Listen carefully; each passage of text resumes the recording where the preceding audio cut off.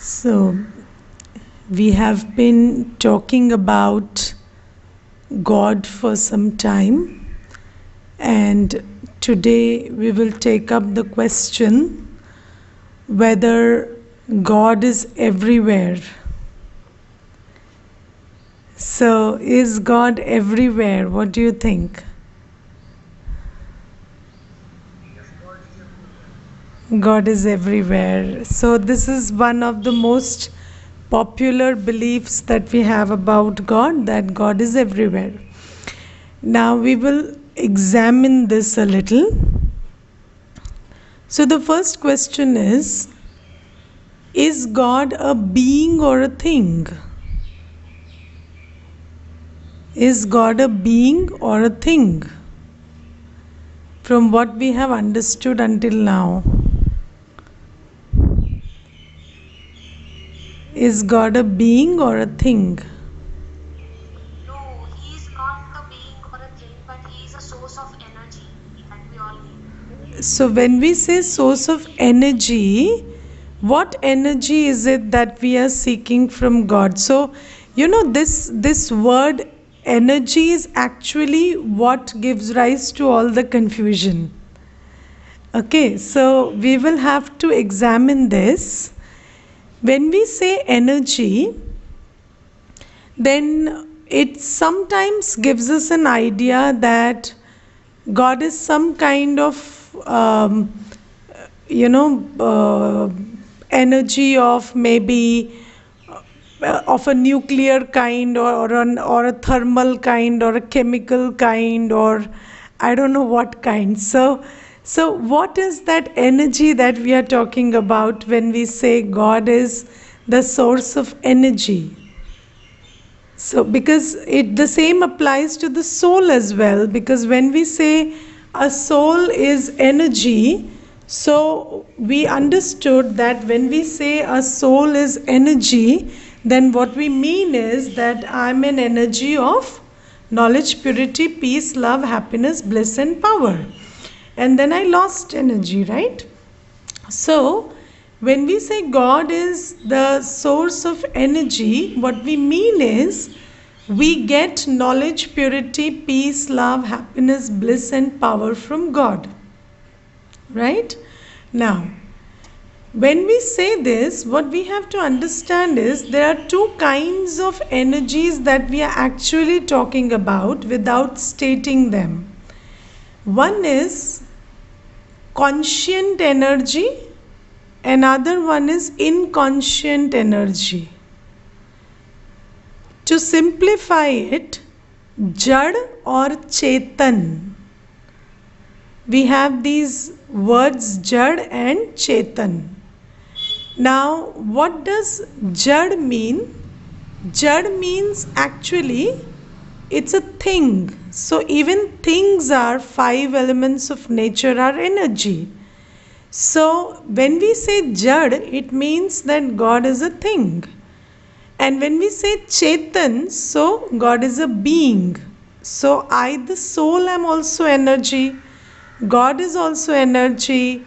Earth, water, fire, ether, everything is energy.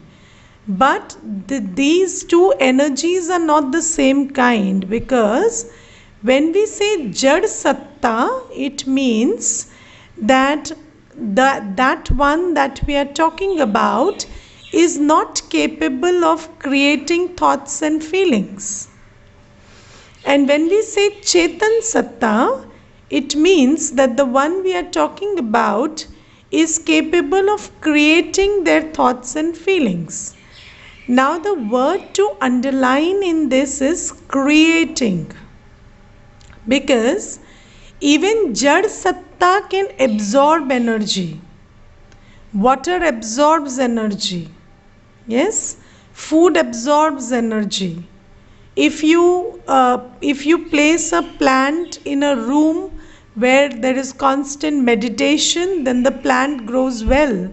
I have seen flowers in the center last for about a month in the vase, which is very rare otherwise. So, because there is a lot of meditation happening in the meditation room, So the flowers in the meditation room don't wilt, and this is a phenomena which I have observed for a long time. So because everything in nature is energy, and energy, the property of energy, it will absorb vibration. But then when we talk about Chetan Satta, we are not talking about the capacity of that one to absorb energy or vibration. What we are talking about is their capacity to create thoughts and feelings independent of the atmosphere they are placed in. So, even when we say plants are living, what we mean is they are an energy. But if I ask you the question, can you teach a plant to stay positive when the environment is negative? Then the answer is no. Because the plant can receive vibration, but the plant cannot create a vibration of its own without being affected by the atmosphere. So, this is what we mean when we say Jad Satta and Chetan Satta.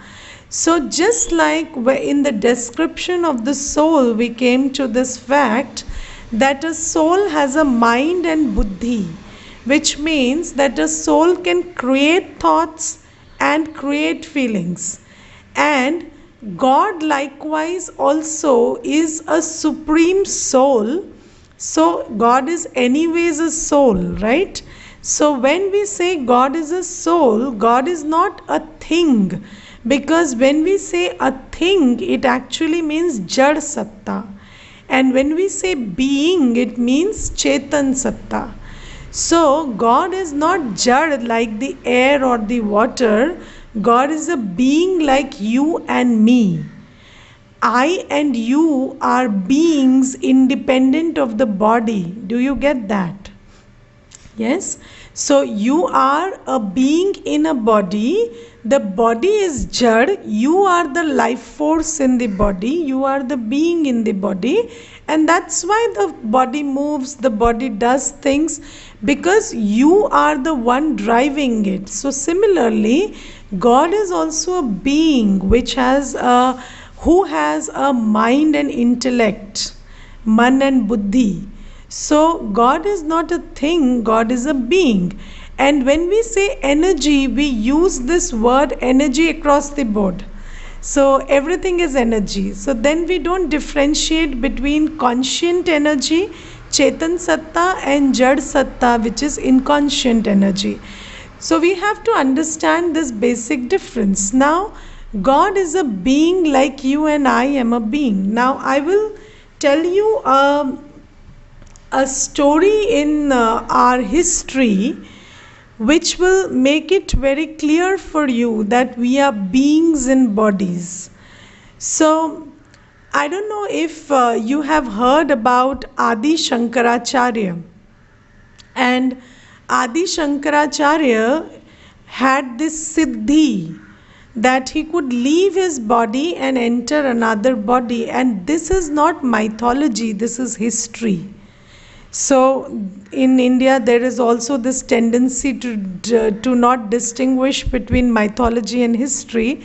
But what I am talking about is history, and in history, there is a mention that Adi Shankaracharya, through his power of tapasya, had acquired this siddhi wherein he could leave his body and enter another person's body, because he is not a body, he is a soul, right?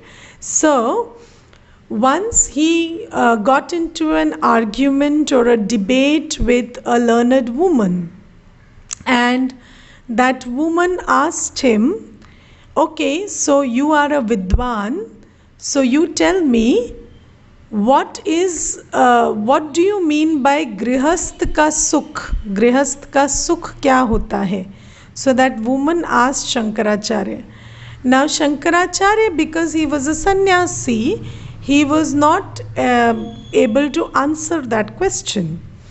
But that question stayed with him because he felt a little, maybe a little disturbed by the fact that he couldn't answer the question. So this kept on lingering on his mind. And then once he was going through a jungle, and in that on that path of the jungle, he saw a corpse, a dead body, and that dead body was that of the king of the area. So that was the king of that region. And Shankaracharya was accompanied by his Shishya.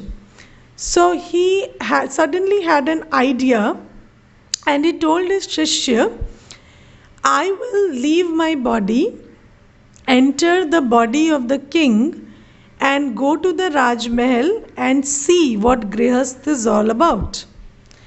And what you do is you guard my body until I come back and re-enter. Now, when he went to the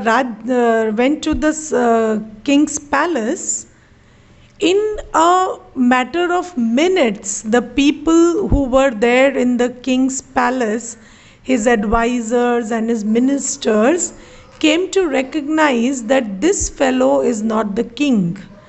How could they recognize that he is not the king? Yes, Poonamben, I can't hear you. Tell me. Based upon attitude system. Yes? Attitude. Attitude, yes. So the king was a king and he was a Vidwan. So what he held in his buddhi and his sanskar was different from that of the king.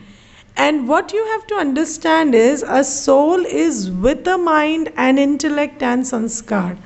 So even when I leave the body, I will be me. I will think like myself. I will take decisions like myself, and I will have my personality intact. Do you get it? So when they realize that he is not the king, they simultaneously realize that he is better than the king. Because he is a Vidwan and the king was just a king. So, and they also realize that now that this person is in the king's body, that means that the king is no longer there. And that now that we have lost the king, that's why this person has taken his body, and he's a Siddh. He is a Siddh, he is a Vidwan, and the king is no more. So they devised a plan. Why don't we look for this fellow's body and burn it? So that he stays trapped in the king's body forever and performs the role of the king forever. And then they searched the whole kingdom for the body. And because the kingdom was a small place and the Shishya was hiding the body in a cave nearby, so very soon they found out the body. And then they set up the body on the funeral pyre. चिता पर उसको रख कर आग लगा दी. और जब आग लगाई, so here there is a proof of thought power also, because in those days there was no phone on which the Shishya could call Shankaracharya and tell him. So he just called out to his guru with all his heart, and then Shankaracharya flew back into the body. But until then, one of the hands had got burnt on that pyre, and the hand of Shankaracharya stayed burnt all his life. So this is an episode from history which will probably make you understand what a soul is like better than just talking about it. So you are you, even when you are not in this body. You have a certain man, buddhi and sanskar, and you have a certain quality, and that is unique to you. So you are a unique soul, you are an independent soul. You don't merge with any soul, you don't become a separate soul. You are a soul, you are not half a soul, you are not 1/4 soul.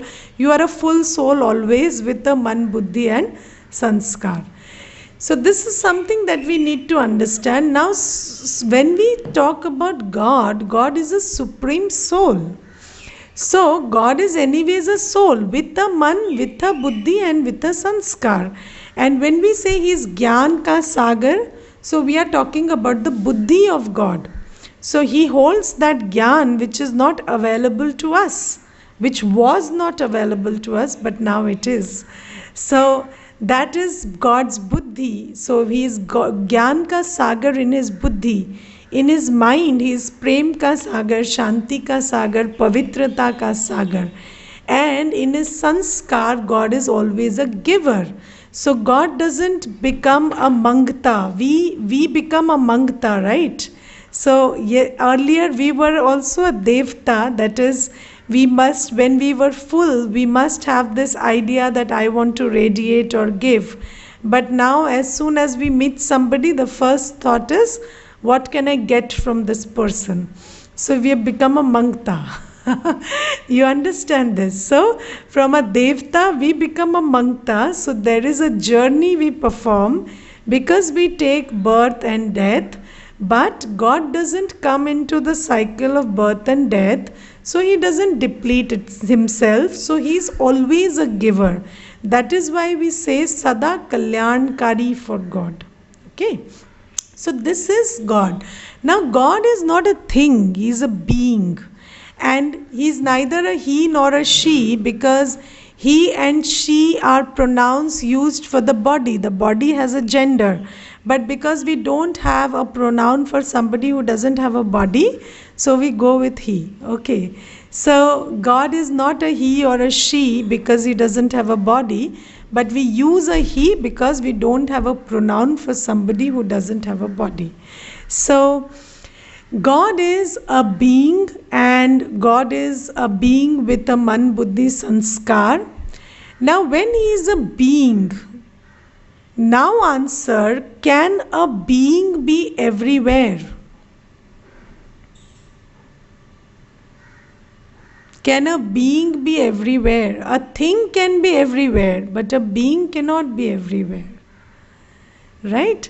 So God is not everywhere. And if God was everywhere, then God is the ocean of purity, peace, love, happiness, knowledge, bliss, power. So then everywhere you would find a resonance of these qualities.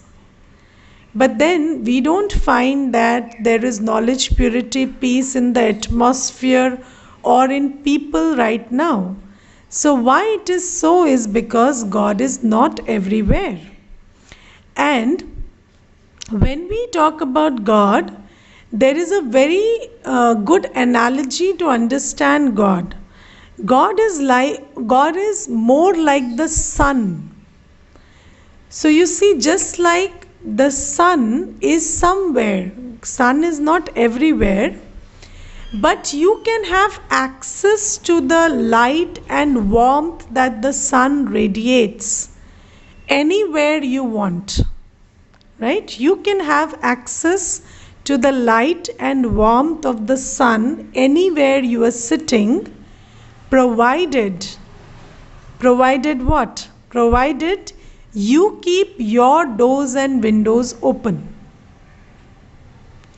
Now, the sun is somewhere. You can have access to his light and warmth anywhere you want. But the condition is that you have to keep your doors and windows open.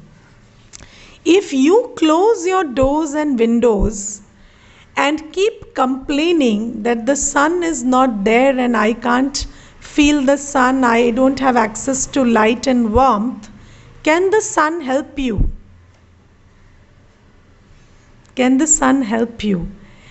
So this is why, God is available to every soul.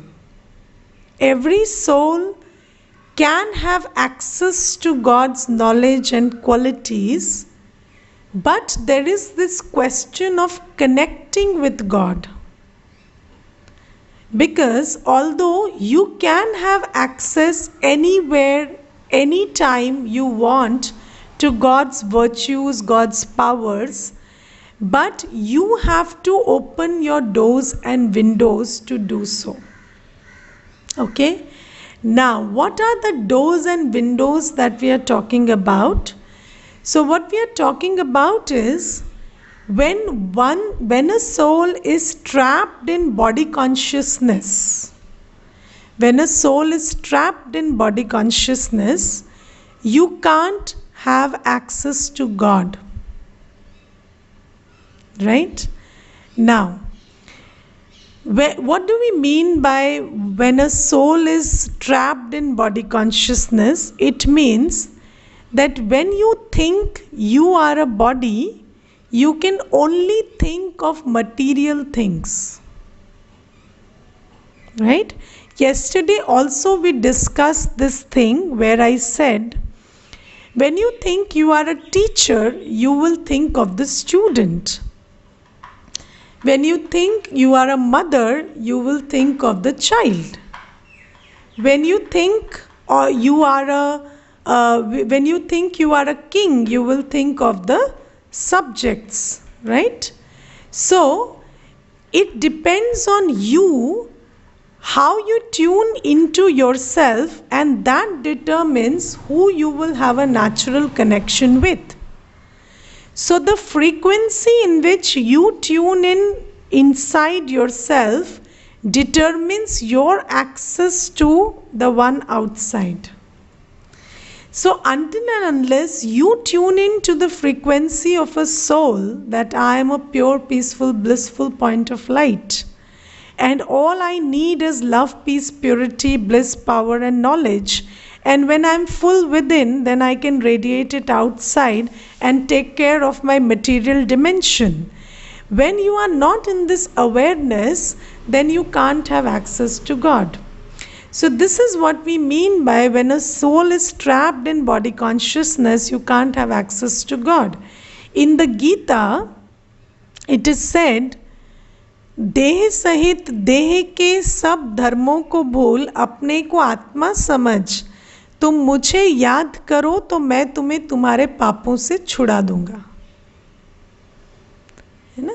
And why it is said so? Because only when you consider yourself a soul by becoming oblivious to your material context, then you can have access to God's virtues and powers. So this is what we need to understand. Now, in bhakti, when you used to go to a temple, what is the first thing you did? When you go to a temple, you go with the idea to meet God, right? So what is the first thing you do when you go to a temple? Wash your hands and Wash your hands. Even before that, what do you do?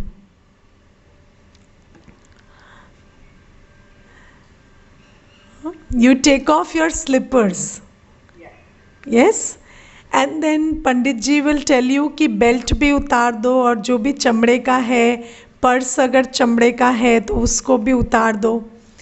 अब सब कुछ जो चमड़े का है उसको आपने उतार दिया, और ये शरीर किसका बना है? तो जब शरीर को लेकर अंदर जा रहे हैं तो ये चमड़ा उतार दो, वो चमड़ा उतार दो क्यों कहा जा रहा है? शरीर भी तो चमड़ा ही है. तो actually what was being told is symbolic. In bhakti, everything that was symbolic came about to be done only ritually. So that's why we didn't get the full advantage of it. So when we say remove the slipper, remove everything that is made of leather, what is actually being told is, while doing that, remove all the consciousness that you are a chamde ka sharir. Okay, so you have to rise above the chamda before meeting God. So, but then because, and I'm sure that when these practices were introduced, there was clarity about why they are being done. So in the earlier days, probably they had a clarity that when I'm removing the shoes and when I'm taking off the belt, along with that, I'm trying to tune into the frequency that I'm not this body, I'm a soul. Because it becomes easier to create a consciousness with an action. Yes, when you are doing something and you are creating a thought along with it, it becomes easier. So probably in the earlier days they had clarity about what they are actually doing.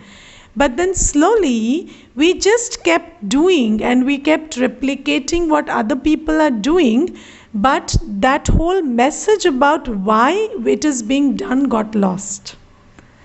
Okay, so when we are asked to remove slippers and belt, actually it is about moving from the consciousness that I am a body to the consciousness that I am a soul. And then we go and meet God. So only when when you tune into yourself as a soul, can you connect with God, who is the supreme soul. And God is not a thing, He is a being, and He is not everywhere, He is somewhere. Where He is, we will talk about tomorrow, the address of God. But for today, you have to understand He is somewhere. He is not a something, He is a someone, and He is not everywhere, He is somewhere. And that's why you need to disconnect. You need to disconnect from body consciousness, or you need to open the windows of your heart and mind to connect with God. So this is about God not being everywhere. Today we will understand two more questions. One is, does God run the world? Because there is a belief which says that पत्ता पत्ता भगवान की मर्जी से हिलता है.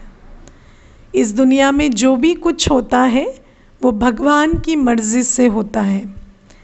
तो do you believe that भगवान की मर्जी से सब कुछ हो रहा है दुनिया में?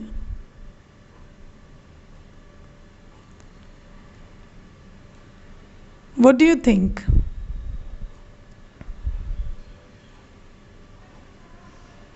Yes? No. No. किसकी मर्जी से हो रहा है फिर? जो लोग पावर में हैं, I suppose. या जो लोग अपने को पावरफुल समझते हैं, समझते हैं, yeah. और जो लोग पावरफुल नहीं समझते, they are contributing more to the damage. Do you know this? Yes, because innocently, very innocently, we are radiating this energy of worry and fear and insecurity and hatred and anger 24/7 into the atmosphere. Yes, and if I state it very clearly, somewhere हमने ये समझ लिया है कि हमारी moral duty है कि जिन चीज़ों का हम कुछ नहीं कर सकते उनके बारे में हम चिंता करते रहें, गुस्सा करते रहें और डरते रहें. This is the only responsibility that we are actually carrying out towards our atmosphere. Yes, all day we sit in front of news, and what do? We create thoughts of worry, anger, hatred, right, wrong, and this is all we do all day, and then we think we have done a great service to the nation and humanity by saying this person did wrong, so I hate him. This community is going wrong, so we are radiating this energy of hate to them. We are worrying about our future, we are worrying about our environment. So this is what we need to understand, that when we are creating all this energy of worry and hatred and anger and fear, what we are doing is we are creating a fearful, hateful, worrisome future for ourselves. And in that chapter on Karam Yoga, I made it very clear that every thought, every word, every act that we perform is an energy, and when we radiate it into the atmosphere, then that energy will come back to us individually and collectively. So there is this thing about individual karma and collective consciousness, both. So we are all doing karma at our individual level, which is thinking, speaking and acting continuously. And nowadays there is another big karma that we are doing is writing and posting. Okay, so with this internet there is another sort of karma, which is writing messages or posting messages or sharing messages. So this is also where we are contributing to the collective consciousness of the world. And whatever is happening around us is a product of this collective consciousness that we are creating based on the combined force of the individual thought, word and action. हाँ जी, SP भाई कुछ कह रहे हैं, बोलिए. Somebody raised a hand. If you have a question, you can ask. Okay. हाँ जी. About this karma. So, what is the difference between the fate and karma siddhanta? Fate and karma, is it? Yes. Yes. Okay, so we will talk about this.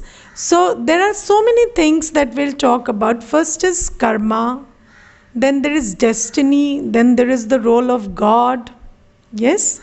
Then there is accumulated karma. So we will talk about all of this, right? But right now we are talking only about karma, and this is not destiny or bhagya. So okay, so this is not destiny. We will talk about destiny. We will talk about the difference between them also. But first we have to understand that we are performing karma. Karma is whatever we think, speak and act. And it carries an energy, which is usually the energy of a negative connotation. If you check, if I ask you a very simple question, how many thoughts in the day do you take which are not based on lust, anger, ego, attachment, greed, fear, laziness, boredom, jealousy, irritation, complaint, criticism? How many thoughts do you take which are not related to any of these emotions? Very rare. And if you check properly, not even a single one. Because when we say ego, ego means thought of body consciousness when I operate from the fact that I am a body. So any thought that we create with that kind of consciousness is ego based. Yes. So every thought that we create is based on negative emotions. Yes, it's about losing, winning, it's about man, apman, hani, labh, ninda, stuti. All day it is about all of this.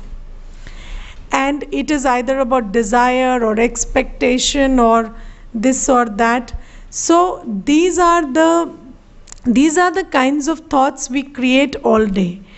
Now, every thought that we create, every word we speak and every act that we do carries this energy of lust, anger, ego, attachment, greed, criticism, complaint, anger, everything.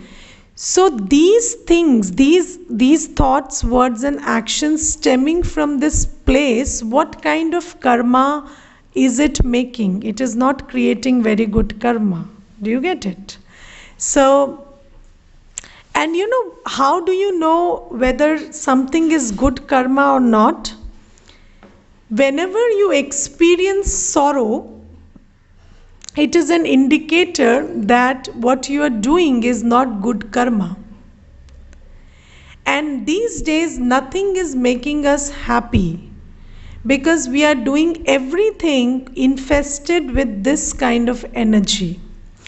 I will share a very clear example from my life.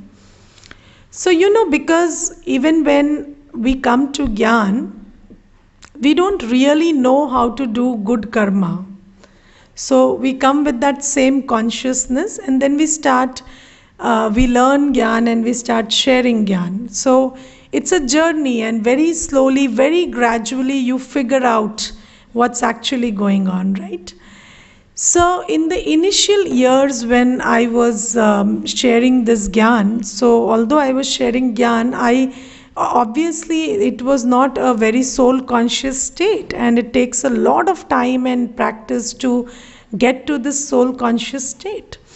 So in that journey, there was somebody who used to come to the center, and then I used to share knowledge with that lady, and she used to be very nice to me. So when she used to be very nice to me, very nice, very polite, very sweet and soft spoken, so I used to look forward to her presence. So every day I used to wait that she would come, and then we would have this conversation of Gyan. And then months passed by, and then she used to come every day, and we started developing a relationship which was very cordial and loving and friendly. And then after some time, something happened, and she spoke very bitter words to me. And when that happened, I really felt a lot of pain. I experienced a lot of pain, and there was this question about why this happened and this shouldn't happen, and where did I go wrong, and this and that.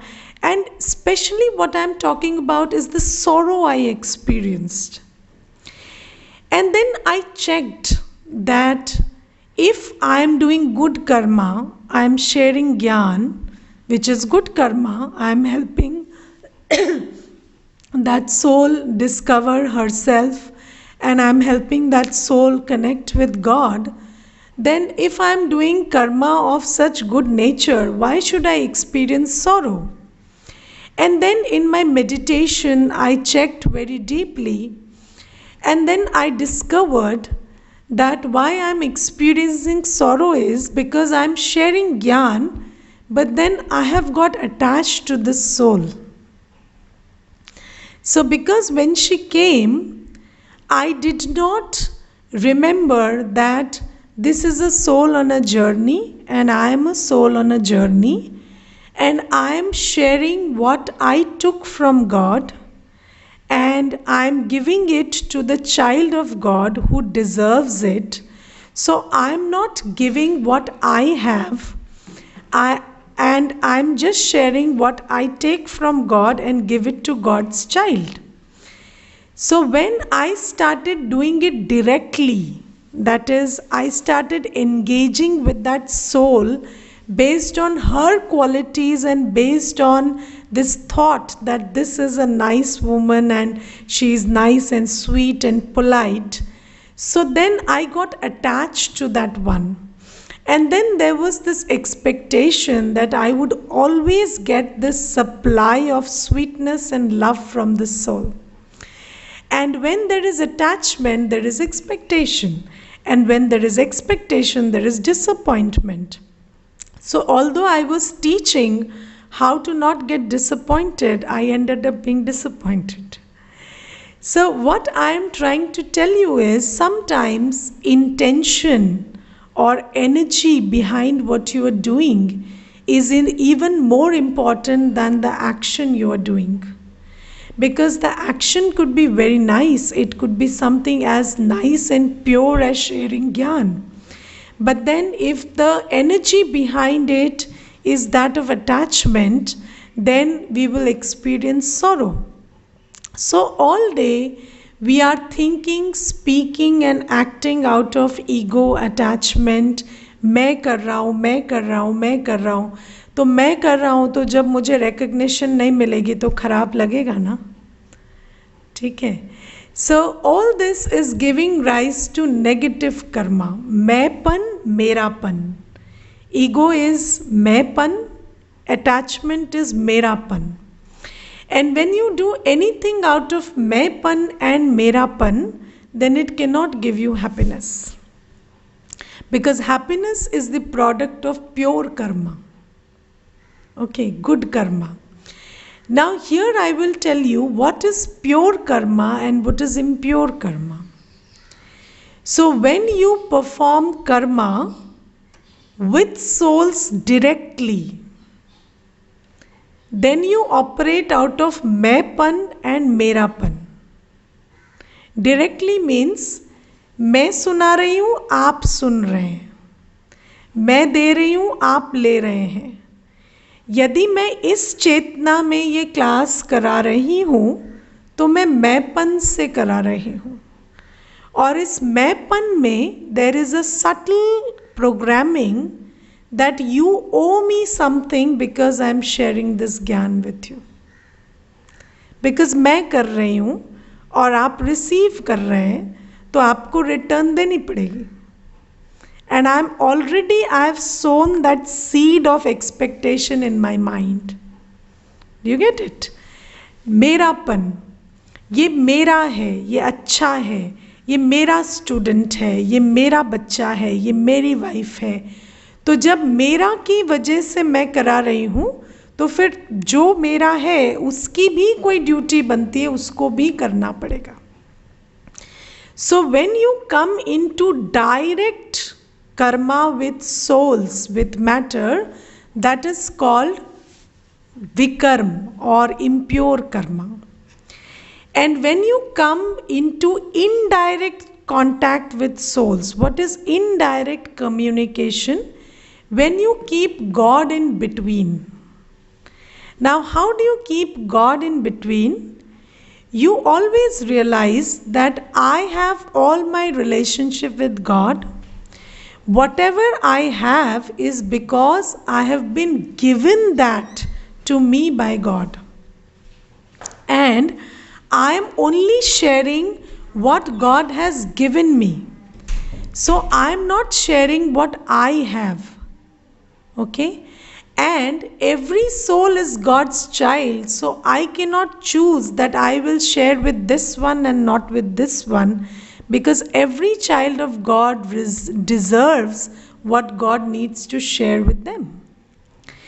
So when you have this consciousness that God is between you and the other soul, then you perform something which is indirect karma. And in this indirect karma helps you to be free from मैंपन and मेरापन while doing karma. And this kind of consciousness puts you in a place where you're free from expectation and disappointment, because if you are sharing what God has given you, then the other soul has to pay it back to God, not to you. Got it? So this is what we mean when we say everything that we do is infested with negative energy. What is that negative energy? The energy of ego, the energy of attachment, then the energy of worry. Now you see, if I ask you, do you consider worry as a negative? Because we think worrying is the best thing we can do. Yes, so we worry day in and day out, and the more we love somebody, so-called love, which is not love anyway, so the more we love, the more we worry. Yes, and we nurture that soul with so much worry that the soul becomes a very worried soul.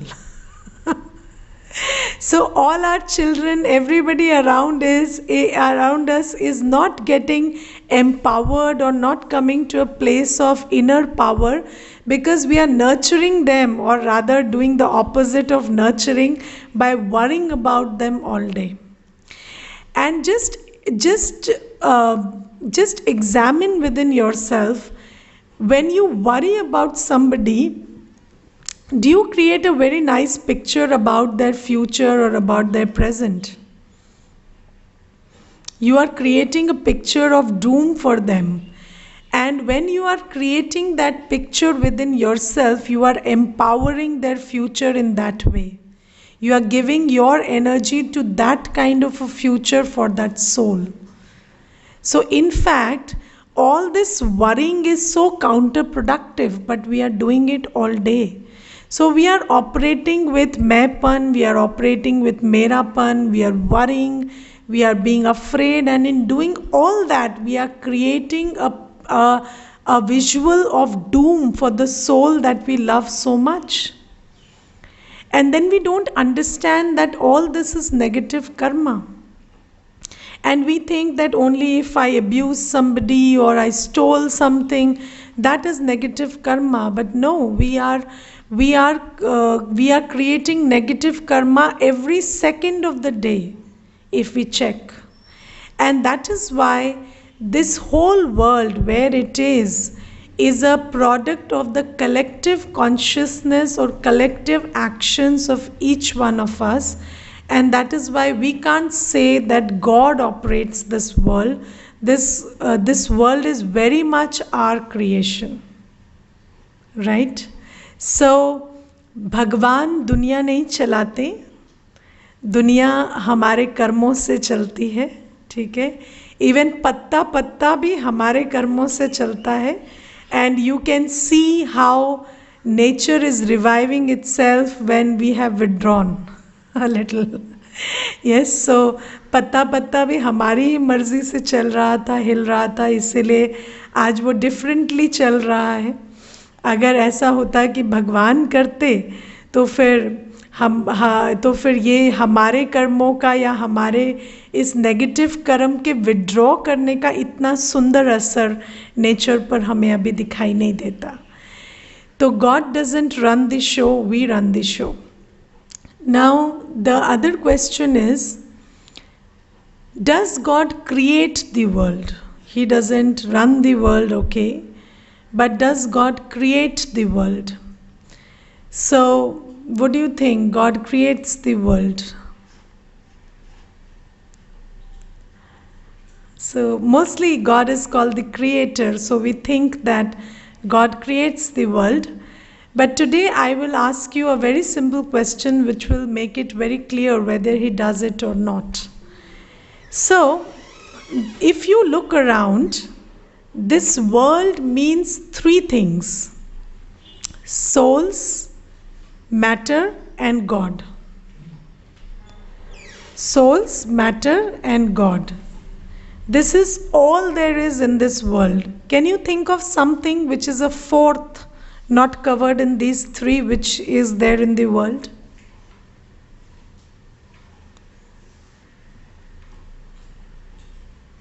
So there is no fourth thing. There is only three things: souls, matter, and God.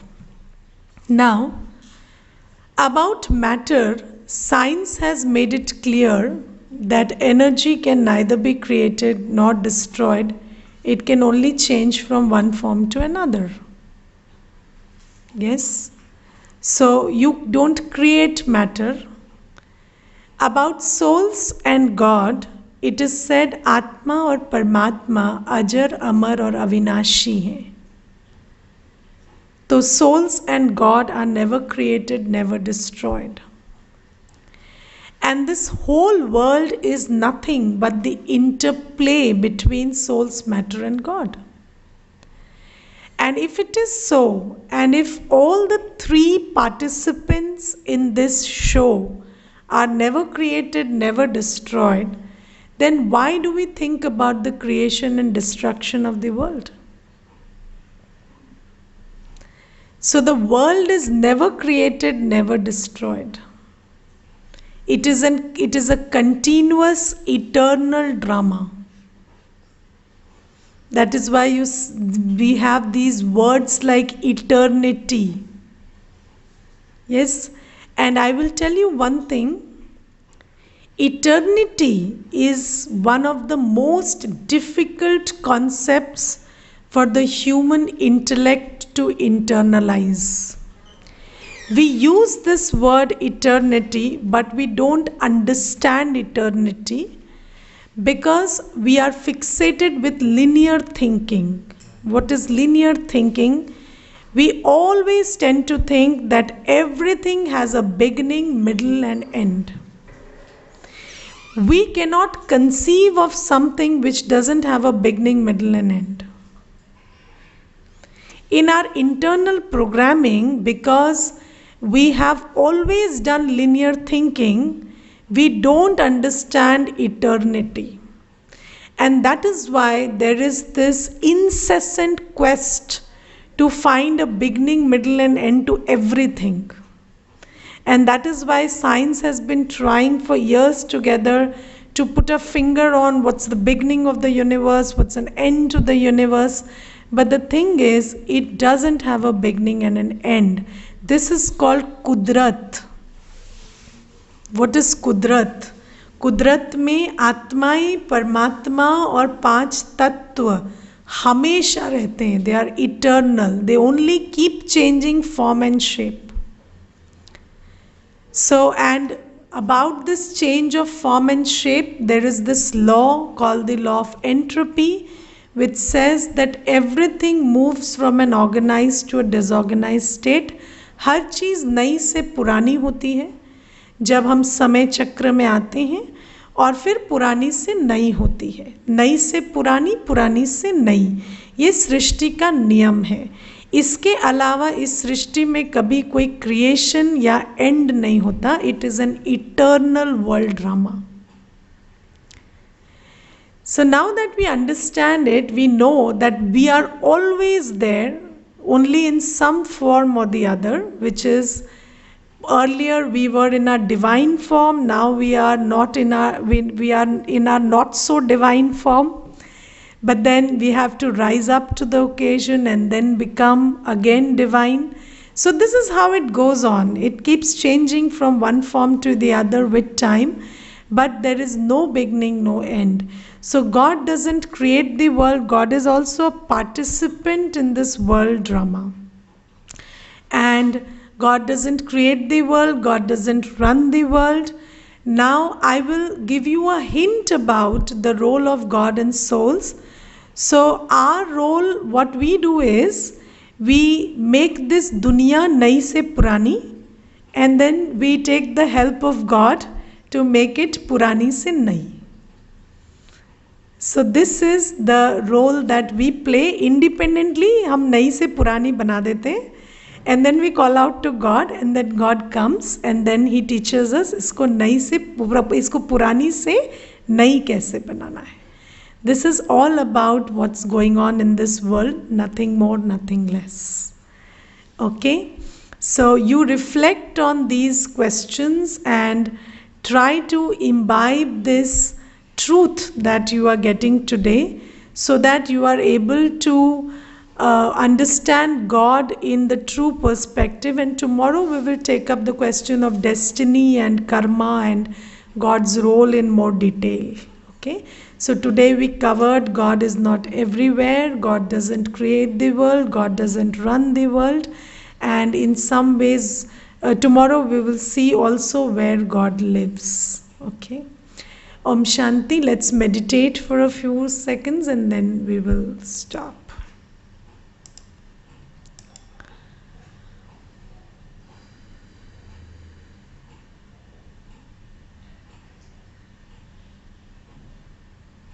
Sit still.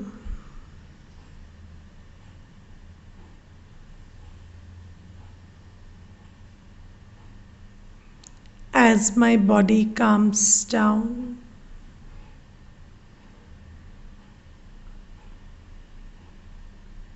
I become aware of my breath.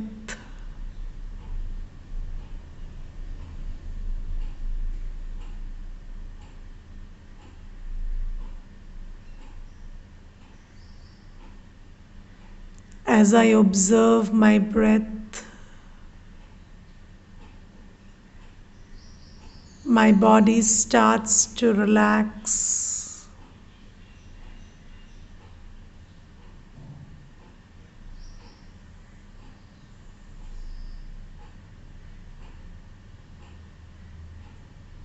In this relaxed state,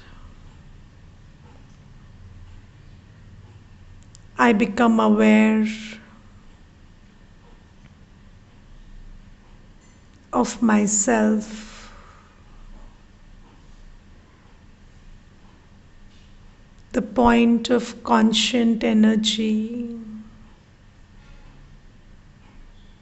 sitting in the center of the forehead.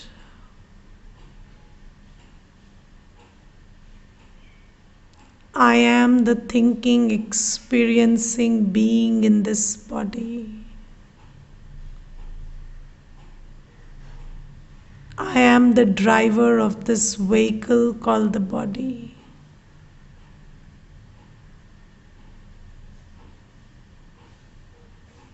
I think, I create my feelings. I decide how to use my body, how to use my mind. All my actions are my decisions.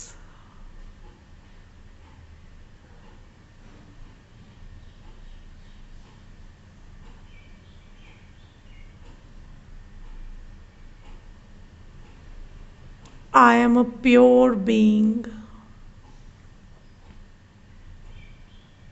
Feel the purity in you.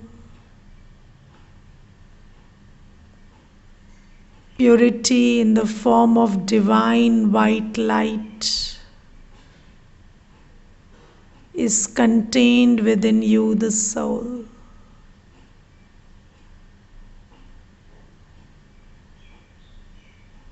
I am pure. I am the child of the purest of the pure. God, the ocean of purity, is my parent.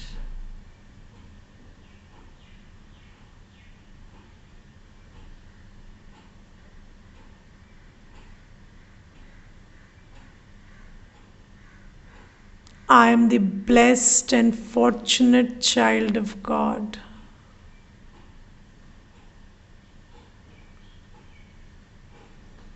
Receiving His purity, His love, His sustenance. Become aware of the waves of love and purity reaching from God to you.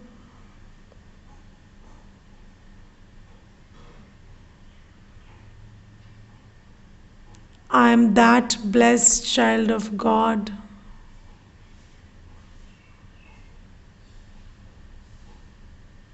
who is being filled and fulfilled incessantly by Him.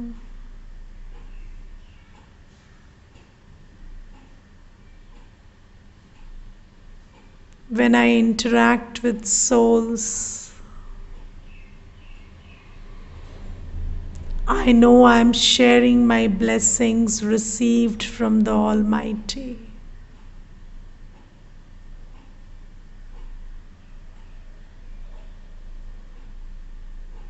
I perform every karma indirectly, keeping God in between.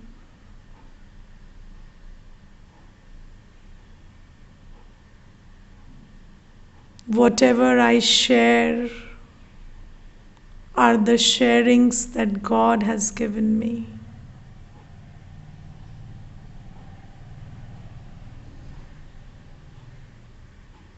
I'm free from ego and expectation while performing karma.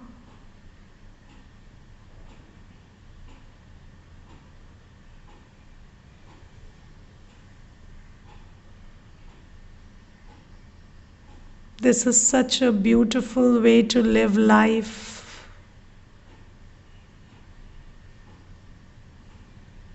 No karmic account with anybody. Doing everything with God.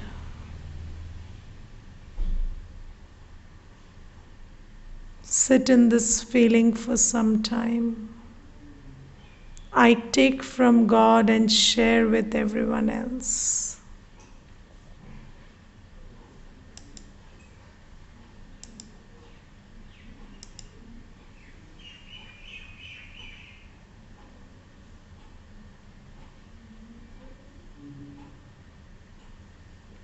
Om Shanti.